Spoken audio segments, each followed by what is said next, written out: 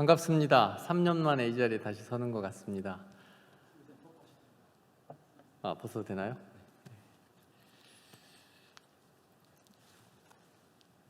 예.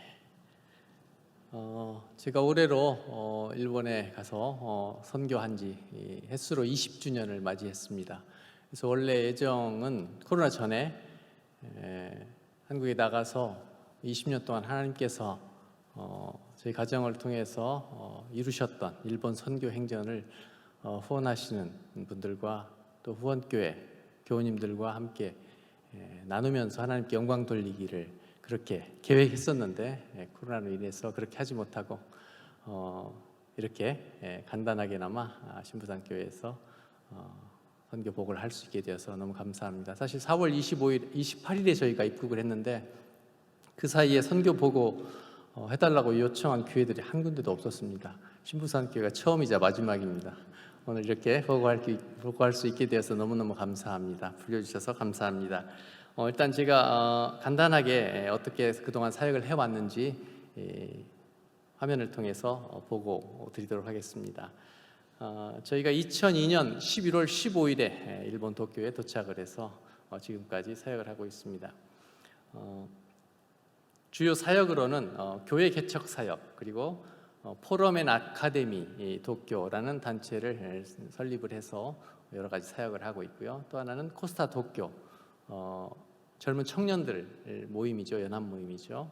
그 사역과 그 다음에 제가 중점적으로 사역하고 있는 미우라 아야코 독서회를 통한 사역이 있습니다. 첫 번째로는 교회 개척. 제가 계산을 해보니까 2013년부터 신부산교회 협력 선교사가 된 것 같습니다. 그래서 그 해 여름에 청년 단기 선교팀이 와주셨고요. 또 그 다음에 2014년과 15년 세 차례에 걸쳐서 청년 단기 선교팀이 오셔서 큰 힘을 실어주고 그렇게 돌아가셨습니다. 그래서 저희 교회 이름은 케이센 그리스도 교회 코다이라 채플 2006년 5월에 설립을 했습니다. 일본에서는 침례교회에 소속된 그런 교회입니다. 일본인 교회입니다. 그리고 2013년 12월에 지금의 현 예배당을 구입을 했고요. 그리고 저희 교회가 손자교회거든요. 그러니까 맨 처음 첫 번째 교회에서 개척되어서 손자교회인데 저희 교회가 또 다른 교회를 개척을 하고 있습니다. 2017년부터 조수희 은혜의 집이라는 교회를 개척을 지원하고 있습니다. 몇 장의 사진을 보여. 이게 지금 2013년에 구입한 예배당 건물입니다. 저희가 지금 3층에서 살고 있습니다. 그리고 1층이 예배당입니다. 이게 2019년 교회 성도들 크리스마스 때 찍은 단체 사진이고요. 그리고 예배당 모습이고요. 그다음에 지금 작년 4월부터는 본격적으로 줌을 통해서 지금 예배를 드리고 있습니다. 예배당에서 모이지 못하고 줌을 통해서 계속해서 예배를 드리고 있는데 그 모습을 사진으로 담았습니다. 그리고 두 번째 포럼 앤 아카데미 도쿄라는 단체를 설립해서 2012년부터 그렇게 사역을 했습니다. 선교사님들의 사역을 좀 돕고자 멘토링 컨퍼런스를 3년 연속했고요. 그 이후에 일본 목회자와 한인 선교사를 저희 예배당에서들이 함께 모여서 연합 세미나를 했는데 그때 김경렬 교수님과 차정식 교수님이 와주셔서 강의를 해주셨고요. 일본인 역사 연구가이고 또 목사님이시고 니가타 성서 학원의 원장이신 나카무라 사토시 목사님을 모시고 일본 기독교 선교 역사에 대해서도 저희가 듣는 시간을 가졌습니다. 또 일본 대학에서 정치학을 오랫동안 가르치고 계시는 이현모 교수님을 통해서 일본 정치에 대해서 배우는 시간도 있었습니다. 그리고 올해 3월 달에 일본 역사와 동아시아의 관계에 대해서 일본에서 교수를 하고 있는 홍익표 교수님을 통해서 듣게 되었는데 이거는 특히 이제 부산에 있는 복음주의 포럼 2.0이라는 그런 단체가 있는데 함께 협력해서 대회를 개최를 했습니다. 그리고 제가 또 하나 강조하는 사역이 있는데 선교사들은 계속해서 공부를 해야 되는데 학위를 공부한다든지 또 고국에 와서 석사 박사 과정을 공부하기가 어려워서 책을 읽는 것을 통해서 공부하는 방법이 가장 좋은데 선교사들이 독서 모임을 할 수 있도록 계속 그렇게 지원을 했고 또 제가 그 모임들을 일으켰는데 현재 4개 운영을 하고 있고요. 그래서 앞으로 100개의 독서 모임이 일본 전국에서 선교사님들이 모여서 책을 읽고 공부하는 그런 모임들이 일어날 수 있기를 그렇게 기도하며 준비하고 있습니다. 세미나의 모습들을 사진에 담았습니다. 그리고 맨 오른쪽 아래 사진은 이분들이 목사님들도 계시지만 일본 여러 대학에서 일본 학생들을 가르치고 있는 교수님들이세요. 한국 분들이신데 이분들이 크리스찬들이시고 선교의 비전을 갖고 계시는 분들이세요. 그래서 이분들과 함께 지금 캠퍼스 미션 네트워크라는 모임을 결성을 했습니다. 그래서 일본 학생들을 어떻게 전도할 수 있을까 고민하면서 그렇게 지금 교제하고 있습니다. 세 번째 사역으로는 코스타 도쿄입니다. 2019년 11월에 13개 교회와 단체가 연합해서 약 170여 명이 참여를 했습니다. 그때 단체 사진인데 동경 한복판, 신주쿠 한복판에서 한국 청년들이 170여 명이 모여서 찬양하고 예배하는데 얼마나 큰 감동이 있었는지요. 사실 코스타 도쿄가 그동안 한 교회의 독점으로 20몇 년간 그렇게 해왔거든요. 근데 그것을 정말 20몇 년 만에 13개 교회와 선교단체가 연합해서 원래 취지대로 코스타 도쿄를 열었습니다. 제가 실행위원장을 맡았는데 너무너무 감동이었고 감격이었고 앞으로 이 일을 계속해 나가자. 그래서 지금 실행위원회가 만들어졌고 또 이사회가 만들어졌습니다. 그래서 지금 코로나 때문에 활동을 하고 있지 못하지만 앞으로 코로나가 끝나게 되면은 이 한국 청년들 연합사역을 계속해서 진행시켜 나갈 계획입니다. 마지막으로 미우라 아야코 독서회라는 단체가 있는데 일본에서 2001년 7월에 자생으로 발생한 그런 단체인데 독서 모임이라고 하니까 독서만 하는 것으로 오해하기 쉬운데 선교회라고 할 수 있습니다. 선교 단체라고 할 수 있습니다. 미우라 아야코의 정신을 계승을 해서 생성된 선교 단체입니다. 제가 2017년에 미우라 아야코 독서회 한국 담당을 맡게 되었고요. 그리고 2018년에 운영위원을 맡아서 지금 사역을 하고 있습니다. 그래서 미우라 아야코의 정신을 한국에 소개도 하고요. 또 미우라 아야코가 선교사였습니다. 문서 선교사였습니다. 그리고 선교 문학을 그렇게 썼습니다. 그래서 그 선교 문학을 통해서 많은 일본 사람들이 크리스찬이 되었고요. 또 목사님까지 된 분들이 많이 있습니다. 그래서 그런 정신을 계승해서 미우라 아야코 독서회가 설립이 되었고 20여 년간 지금 유지가 되고 있고 전국에 미우라 아야코 독서회가 약 200여 개가 생겨서 활동을 하고 있습니다. 그래서 계속해서 이 선교 문학을 통해서 일본 선교를 할 계획입니다. 기억하시고 기도해 주시면 감사하겠습니다. 이렇게 해서 보고를 마치고 오늘 말씀을 나누는 시간을 갖도록 하겠습니다. 사실 이 말씀은 이제 그때 보면 제가 앞으로 다음 달에 귀임을 하게 되는데 귀임해서 이 말씀을 모토로 사역을 하고자 하는 마음이 있어서 이 말씀을 나누고 싶습니다. 여러분 성경 구절 중에 가장 좋아하는 성경 구절이 있습니까? 어느 구절을 가장 좋아하십니까? 한번 생각해 보시기 바랍니다. 저는 오늘 이 마태복음 22장 37절에 40절 말씀을 참 좋아합니다. 매우 유명한 구절이기도 하지요. 이 구절을 The Greatest Commandment라고도 부릅니다. 즉 최고의 계명, 위대한 계명이라는 뜻입니다.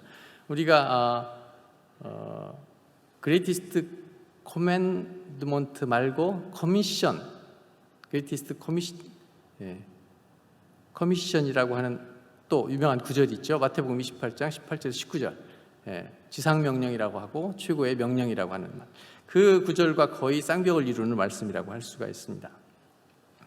로마서 13장 8절에서 10절 말씀에 보게 되면은 피차 사랑의 빛 외에는 아무에게든지 아무 빚도 지지 말라. 남을 사랑하는 자는 율법을 다 이루었느니라. 간음하지 말라, 살인하지 말라, 도둑질하지 말라, 탐내지 말라 한 것과 그 외에 다른 계명이 있을지라도 내 이웃을 내 자신과 같이 사랑하라 하신 그 말씀 가운데 다 들었느니라. 사랑은 이웃에게 악을 행하지 아니하나니 그러므로 사랑은 율법의 완성이니라. 이 안에 구약의 10계명에서 인용한 계명들이 나오고 있습니다. 간음하지 말라 제7계명이죠. 살인하지 말라 제6계명, 도둑질하지 말라 제8계명, 탐내지 말라 제10계명. 자, 그럼 이 5개의 계명의 공통점은 무엇일까요, 여러분? 이웃에 대한 계명입니다. 그리고 해서는 안 되는 계명입니다. 소극적인 계명이라고 할 수 있습니다. 우리의 이웃에게 해서는 안 되는 계명입니다. 마지노선이라고도 할 수 있는 계명이고 이것이 만약 무너지게 된다면 우리 사회는 엉망진창이 되기 때문에 지키지 않으면 안 되는 계명입니다. 이 계명들만 제대로 지켜져도 이 세상은 상당히 평화롭게 되리라 생각합니다. 다음에 주목해야 될 것은 내 이웃을 내 자신과 같이 사랑하라 하는 말씀입니다. 간음하지 말라, 살인하지 말라, 도둑질하지 말라, 탐내지 말라 한 것과 그 외에 다른 계명이 있을지라도 내 이웃을 내 자신과 같이 사랑하라 하신 그 말씀 가운데 다 들었다고 말씀합니다. 이것을 달리 표현하면은 이웃을 사랑하는 사람은 이웃 사람을 간음하지 않는다는 거죠. 이웃을 사랑하는 사람은 이웃 사람의 것을 탐내지 않는다는 거죠. 도둑질하지 않는다는 거죠. 이웃을 사랑하는 사람은 이웃에게 거짓 증언을 하지 않는다는 것입니다. 하나님은 사랑이시다라는 말을 자주 듣게 됩니다. 기독교에서 사랑을 빼버리면 뭐가 남을까요? 우리가 가지고 있는 두꺼운 성경을 한마디로 요약하면 사랑이라는 말로 표현할 수가 있다고 생각이 됩니다. 미우라 야코 독서에 방금 소개해드렸는데 그 단체의 대표이고 또 미우라 야코 기념문학관에서 특별연구원으로 사역을 하고 있는 모리시타 선생이라는 분이 있는데 그분이 쓴 책 빙점 해동이라는 책이 있습니다. 유명한 소설 빙점을 해설한 책입니다. 그 안에 이런 내용이 있습니다. 미우라 야코가 말한 것처럼 원죄를 미우라 야코가 말을 했는데 이 원죄란 무엇이냐? 하나님을 향하지 않고 내 마음대로 살아가는 것이 바로 원죄다라고 해석을 했습니다. 그래서 원죄를 가지고 있는 인간이 본질적으로 하나님으로부터 떠나 있기 때문에 생기는 외로움이 있다라고 말합니다. 그것은 실제로 어떤 외로움이냐? 사랑을 모르는 외로움이다. 사랑받지 못하는 외로움이다. 또 사랑받고 있다는 확신이 없는 외로움. 그리고 좀 더 다른 표현으로 하게 되면 살아도 된다는, 내가 살아도 좋다는 확신을 갖지 못한 외로움이다. 사실 우리가 사랑받지 못해도 아무 문제 없이 자기 마음대로 활동하면서 즐겁게 살 수 있다면 사랑 따위 필요 없겠죠. 그러나 인간은 그렇게 살 수 없는 존재입니다. 빙점은 어는 점이라는 뜻입니다. 사랑이 없으면 사람의 마음은 감각이 둔해지거나 얼게 됩니다. 사람들이 왜 그렇게 사랑을 갈망하고 또 번민하고 괴로워할까? 그 원인은 사랑에 있다고 볼 수 있습니다. 사람은 본래 사랑받아야 하는 존재로 태어나고 또 사랑받는 것에 의해서만 살아갈 수 있도록 그렇게 창조되었다는 것입니다. 그래서 사랑받지 못하는 사람의 마음은 얼어가게 됩니다. 또 사랑하지 못하는 사람의 마음도 얼어가게 됩니다. 그래서 우리는 일상생활 속에서 서로 사랑하며 살도록 그렇게 만들어졌습니다. 요즘 우리들의 마음은 어떻습니까? 혹시 사랑이 없어서 얼어가고 있지는 않은지 진단해 볼 필요가 있습니다. 사랑이 있는지 없는지 어떻게 알 수 있을까요? 사랑이 없으면 부부 사이가 멀어집니다. 대화가 사라집니다. 사랑이 없으면 부모와 자녀 간에 문제가 발생을 합니다. 사랑이 없으면 가정이 무너집니다. 또 사랑이 없으면 사회, 국가, 세계가 여러 가지 문제로 머리 아파집니다. 좀 더 구체적으로 말하면 마음이 어는 것은 사랑하지 않을 때입니다. 사랑받지 못할 때 마음이 얼게 됩니다. 또 인정받지 못할 때 마음이 얼게 됩니다. 또 잘못을 했을 때 용서받지 못할 때 우리의 마음은 얼게 됩니다. 그런데 서로 사랑함으로 얼었던 마음이 녹게 됩니다. 얼었던 마음이 해동이 됩니다. 그렇기 때문에 우리는 서로 사랑하며 살아야 된다는 것입니다. 여러분, 아내를 사랑하시면 좋겠습니다. 남편을 사랑하셨으면 좋겠습니다. 자녀들을 사랑하시기 바랍니다. 또 부모님들을 사랑하시기 바랍니다. 친구들을 사랑하시고요. 또 지인들을 사랑하시면 좋겠습니다. 이 사랑은 전염성이 있습니다. 내가 먼저 사랑해야 이 사랑이 퍼져갑니다. 받기만을 기다리는 것이 아니라 사랑을 내가 먼저 해야 됩니다. 그래서 우리 일상생활에서 이런 사랑이 넘쳐나게 되면 우리 주변이 변할 것입니다. 미우라 아야코는 소설을 쓰기 전에, 작가가 되기 전에 잡화점을 경영했습니다. 당시 잡화점 근처에는 집도 별로 없었고 논으로 둘러싸인 곳에서 잡화점을 경영을 하고 있었습니다. 그런데 2, 3년이 지나면서 여러 점포들이 생겨났는데 그중에 이 미우라 상점, 상점과 같은 종류의 물품을 파는 잡화점이 하나 더 생겼어요. 이름이 야스이 상점이었어요. 이 미우라 아야코는 그다지 경쟁 의식이 없었던 사람인데 이 동종업계 점포가 생김으로 인해서 약간 신경이 쓰였던 모양입니다. 그런데 어느 날 남편 미츠요가 말합니다. 여보, 물품을 좀 적게 구입하시오. 아야코가 왜요? 물품 구입을 늘리지 않으면, 더 많은 물품을 갖다 놓지 않으면 손님들이 안 온다고요. 남편이 그래도 좋으니까 가능하면 저쪽 야스이 상점이 있으니 거기 가서 사십시오. 이렇게 하라는 것입니다. 아야코는 깜짝 놀라서 그럼 바보 같은 짓을, 그럼 우리 가게는 망하면 어떻게 해요? 남편이 저쪽은 자녀들도 있고 가게가 잘 되지 않으면 안 되잖아요. 우리는 미우라 아야코 부부에게는 자식이 없었습니다. 우리는 둘만 사니까 남편이 또 산림청 직원이었습니다. 그래서 내 월급으로 먹고 살 수 있잖아. 그러니까 가능하면 저쪽 야스이 상점이 잘 되도록 그렇게 양보를 하시오. 이렇게 남편이 권면을 했습니다. 이 미우라 아야코는 곰곰이 생각하게 되었습니다. 그리고 손님들에게 불만의 소리를 들어가면서도 조금씩 물품 구매를 줄였고요. 그래서 죄송하지만 저쪽 가게에 가서 구입해 주시겠어요? 손님들에게 이렇게 권면을 했습니다. 그러면서 우리 가게는 그럼 어떻게 될까 고민을 했습니다. 그런데도 불구하고 하루에 만행, 한 달에 30만 행의 매상을 올렸고 그 이하로 떨어지지 않는 것이었습니다. 그러면서 미우라 아야코가 깨달았습니다. 저쪽 상점이 번성하고 우리 미우라 상점은 하나님께 영광을 돌리는 가운데 좋은 모습으로 문을 닫았으면 좋겠다라고 그렇게 마음에 기대를 하게 되었습니다. 그래서 하나님께서 빙점 소설이 당선하게 하셔서 그 문을 자연적으로 미우라 상점을 문을 닫게 하셨습니다. 아주 놀라운 간증입니다. 이런 것이 바로 내 이웃을 내 몸과 같이 내 자신처럼 사랑하라는 것의 실천이 아니겠습니까? 자기의 상점은 번성하고 저쪽 라이벌 상점이 번성하지 않기를, 망하기를 바라는 것이 우리의 마음이잖아요. 크리스천 중에도 이렇게 바라는 사람들이 있지 않을까요? 미우라 부부의 믿음을 우리가 본받을 만합니다. 이웃사랑을 실천한 아주 소중한 간증입니다.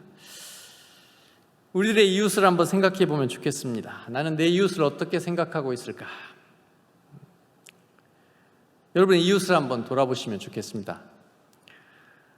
성경에서 이웃에 대한 이야기라고 하면 이 구절을 빼놓을 수가 없죠. 누가복음 10장 25절에서 37절 말씀, 선한 사마리아인의 예화가 등장을 하고 있습니다.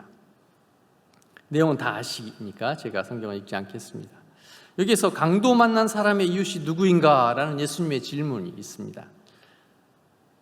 이 사람이 대답을 합니다. 자비를 베푼 자니이다. 즉 베푼 사람, 실천한 사람, 실행한 사람, 즉 사랑에는 실천이 필요하다는 것입니다.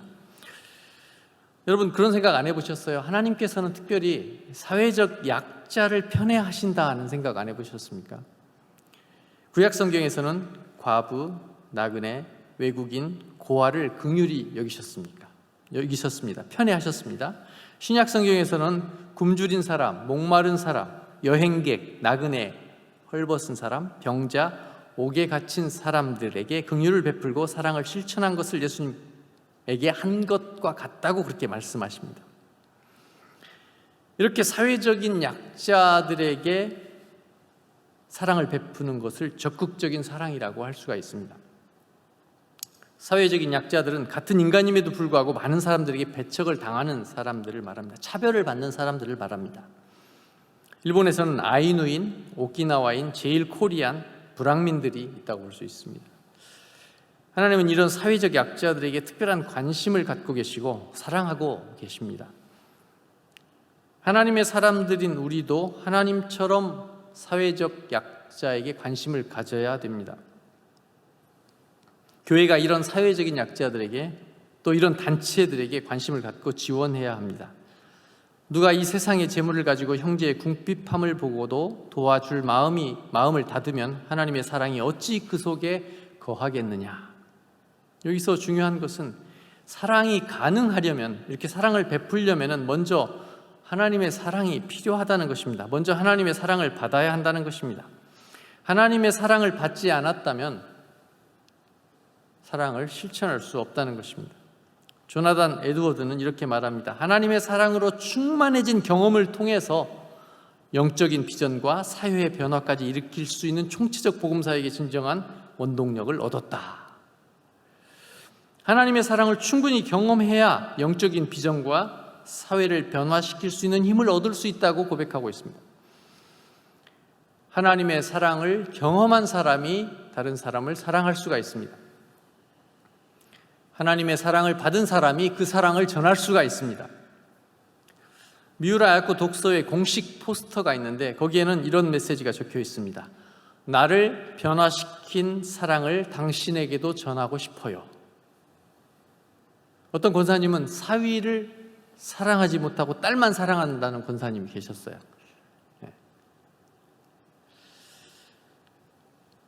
고린도전서 14장 4절에서 7절 말씀. 사랑은 오래 참고 사랑은 온유하며 시기하지 아니하며 사랑은 자랑하지 아니하며 교만하지 아니하며 무례히 행하지 아니하며 자기의 유익을 구하지 아니하며 성내지 아니하며 악한 것을 생각하지 아니하며 불의를 기뻐하지 아니하며 진리와 함께 기뻐하고 모든 것을 참으며 모든 것을 믿으며 모든 것을 바라며 모든 것을 견디느니라. 우리 주변에 코로나로 인해서 힘들어하는 이웃들이 있을 것입니다. 그 이웃들에게 사랑을 실천하면 하나님께서 너무 기뻐하실 것입니다. 자녀들아, 우리가 말과 혀로만 사랑하지 말고 행함과 진실함으로 하자. 정리하겠습니다. 자기를 올바르게 사랑하기 위해서는 하나님의 사랑을 받아야 합니다. 하나님은 사랑이십니다.